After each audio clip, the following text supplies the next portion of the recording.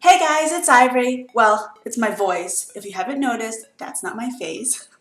My friend was so nice enough to let me use her face to create this vampy dark fall makeup look that you see right here. So if you'd like to know how to recreate it, then please keep on watching.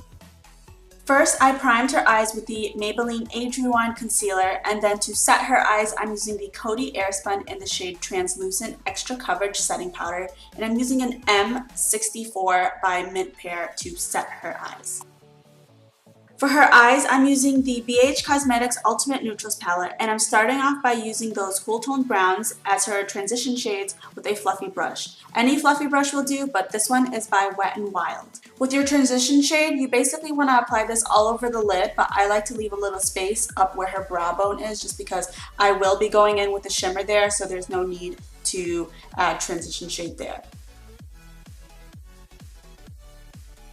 With a more dense brush, I'm taking that brownish red color and applying that on her outer lid and making sure it's concentrated at the base of her outer lid, and then diffusing that color as we go higher to her eyebrows.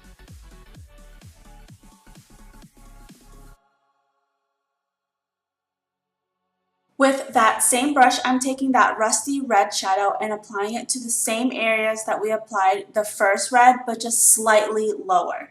We want to create a gradient so that as we move up her lid, the colors aren't as concentrated and all the colors also flow into one another.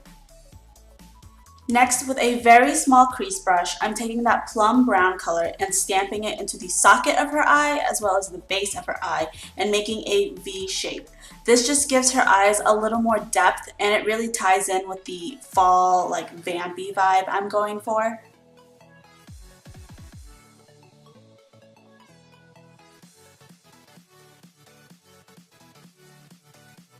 Without adding any more product, I'm taking the brush we used for our transition shades and just blending all the colors together.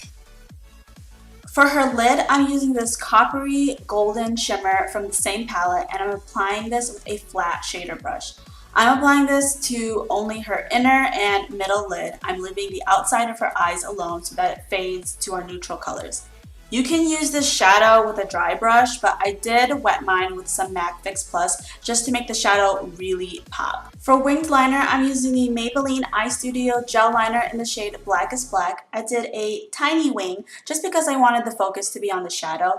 And after I applied gel liner, I did use a matte single shadow, this one is by Maybelline as well, to set her liner because she told me she does have issues with her liner smearing sometimes.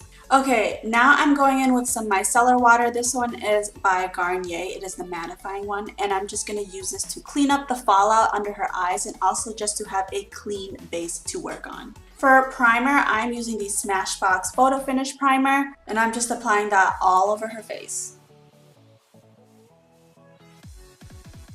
For foundation, I mixed both her Urban Decay One and Done and some of her Clinique Beyond Perfecting Foundation and Concealer Duo to make her base just a little more full coverage, because the Urban Decay One and Done is kind of like a BB cream type of coverage. This finish is medium coverage. You'll still be able to see her freckles, but I don't think a super full coverage foundation is necessary all the time. So I'm using a round kabuki brush, and after everything is blended, I do go in with a beauty sponge to really push it into her pores and make everything look more airbrushed.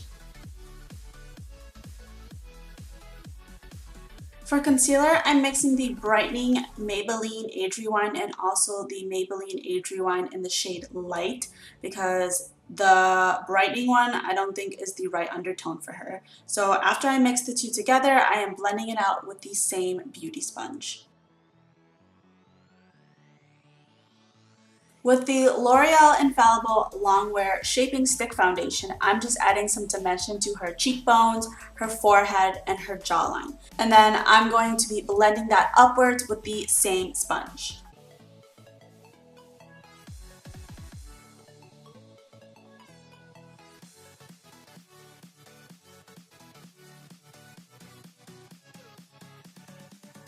I am setting her entire face with the Coty Airspun, the same one that we used to set her eyelids at first. And while that sits, I'm going to be using those red transition colors that we used and tightline it under her lower lash line.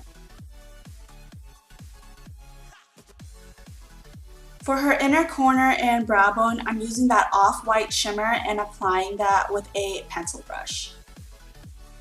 Next, I'm going to fill in her eyebrows. I'm using a liner brush actually, and then I'm going to use that taupe shade from the palette to fill in her brows. This palette is super useful for so many purposes. So you could use this for eyeshadow, you could use this to contour, and now you can use this for brows. So that is what I did. After I fill in her eyebrows, I spoolie through them one more time so that the powder kind of spreads everywhere and is diffused evenly. For contour, I actually mixed the Benefit Hoola bronzer and my Fit Me pressed foundation powder to lighten it up because my bronzer is way too dark on her. So I'm applying this to her jawline, forehead, under her cheekbones, and I do use this to contour her nose as well. Next, with the same Coty Airspun translucent powder, I'm using that to sharpen up her cheekbones and her nose. And while that sits, I'm just going to be adding some blush. This is the Steve Laurent in the shade Rose All Day.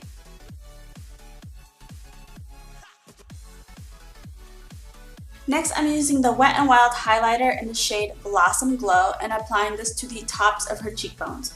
It doesn't really show on camera, but in person, a little bit of this product goes a long way. It has like a really pretty pinky undertone, so it really went well with her blush. I also went ahead and applied it to the tip and bridge of her nose.